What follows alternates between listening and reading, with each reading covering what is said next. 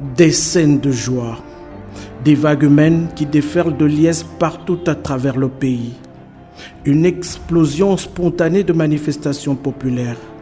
À jamais, dans la mémoire collective, la journée du 30 août 2023, saluée par l'ensemble de la population, marquera à tout jamais l'histoire de la République gabonaise indépendante depuis bientôt 63 ans.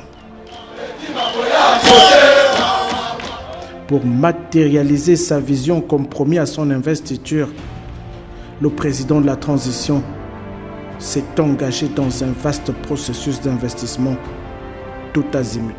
L'OCTR inlassablement, depuis le coup de la libération, s'attelle à l'ouvrage pour l'édifice nouveau du Gabon. Dans cette odyssée au service de la nation, chaque investissement constitue une pierre à l'édifice de ce chapitre nouveau de l'histoire de la nouvelle République que nous tenterons au fil des épisodes de restituer le plus fidèlement possible pour la postérité et les générations futures. Et voici donc, tel que jamais auparavant, raconter le Gabon qui s'éveille.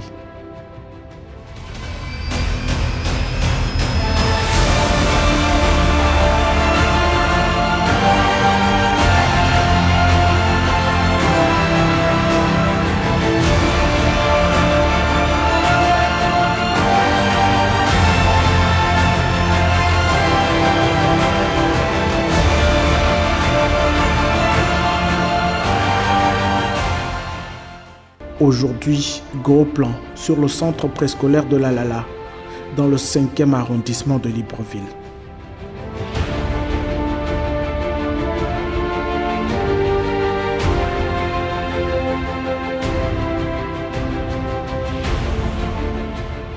Étant natif de Lalala, et tout,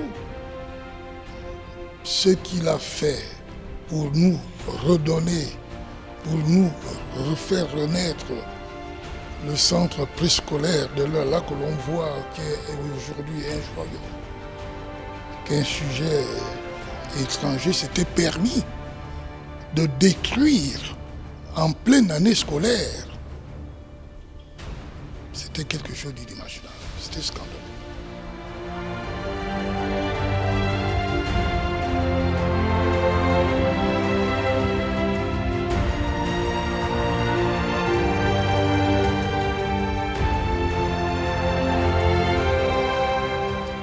La scène a fait le tour de la toile, les choux gras des médias. Établissement public, le centre préscolaire de Lalala en pleine année académique est réduit en état de poussière suite à une décision de justice. À la manœuvre, un sujet libanais revendiquant la propriété du site, privant ainsi de ce cadre d'études plusieurs centaines de nos jeunes compatriotes. Un fait plutôt banal sous l'ancien régime. Mais pour l'OCTR et arrivé au pouvoir entre-temps, l'affaire n'allait pas en rester là, bien au contraire.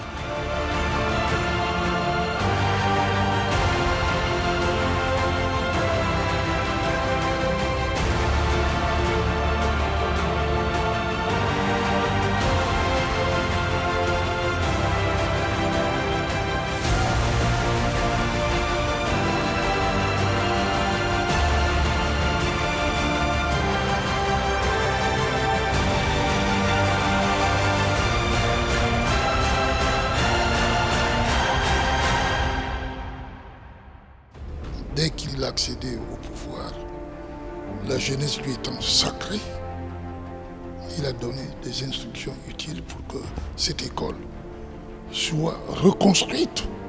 Et aujourd'hui, nous avons un joyau remarquable qui sera inauguré. Je crois qu'à cette occasion, le peuple du 5e arrondissement et la jeunesse gabonaise dans son ensemble lui dira un grand merci.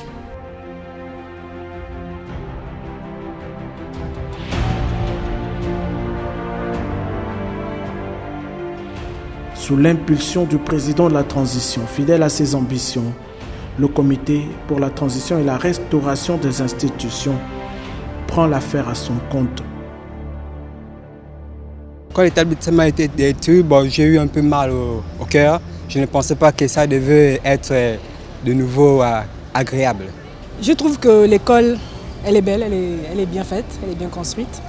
C'est une bonne chose, vraiment, c'est tout ce qu'on attendait ici en fait. Et ça, nous lui disons grandement merci beaucoup d'avoir réhabilité cette école préscolaire. C'est là qui gagne, c'est le Gabon qui gagne, c'est Libreville qui gagne. Les travaux réalisés sur ce site, désormais déclaré d'utilité publique, vont durer 3 mois exactement. Une véritable prouesse, selon plusieurs observateurs.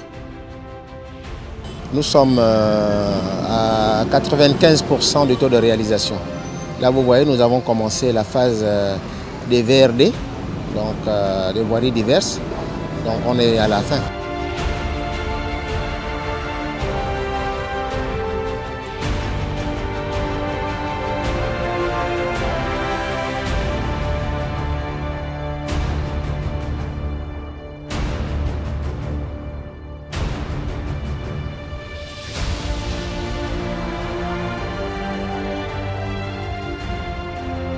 En tant que natif et habitant du 5e arrondissement de la commune de Libreville, plus précisément de là, le fait d'avoir vu cette école être démolie, pour moi, c'était un crime contre le devenir de ce pays.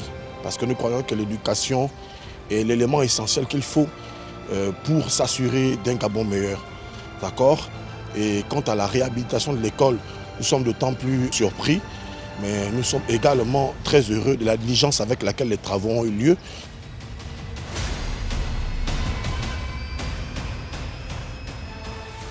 Il a donc fallu tout au plus 3 mois à l'entreprise commise pour sortir de terre ce bâtiment flambant neuf. Sur ce site entièrement dédié à la jeunesse, les extensions et les bâtiments annexes recommandés par le président de la transition sont également en phase de finition. Nous sommes déjà suffisamment avancés sur les extras. Les phases de prépissage ont commencé. Il faut la terminer, il faut assainir le site et puis voilà, c'est bouclé, quoi. Le chantier comprend 5 bâtiments, donc 3 bâtiments réservés aux salles de classe. Vous avez un bâtiment infirmerie, vous avez un bâtiment en direction de l'école et vous avez un bâtiment sanitaire.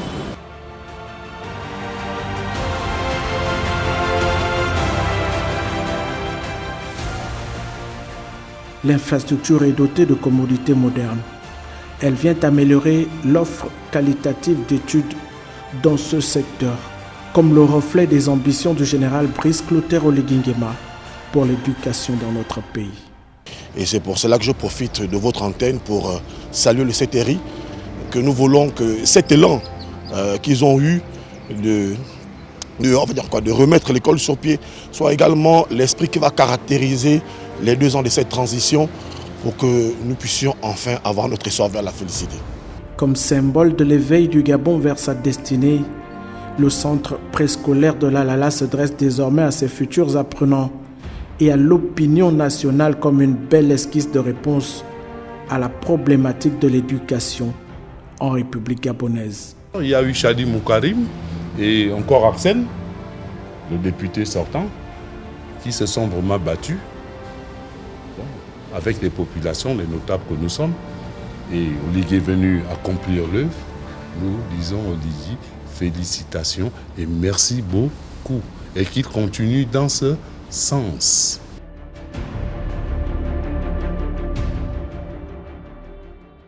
Il a battu un travail remarquable qui continue dans cette lancée-là, pour le bien de toute la population gabonaise, pour le bien de notre pays. Vecteur essentiel de développement, l'éducation, secteur prioritaire, se positionne à l'ère de la transition comme l'un des meilleurs moyens de réduire la pauvreté. La multitude d'initiatives engagées dans le domaine depuis le 30 août 2023 en est la parfaite illustration.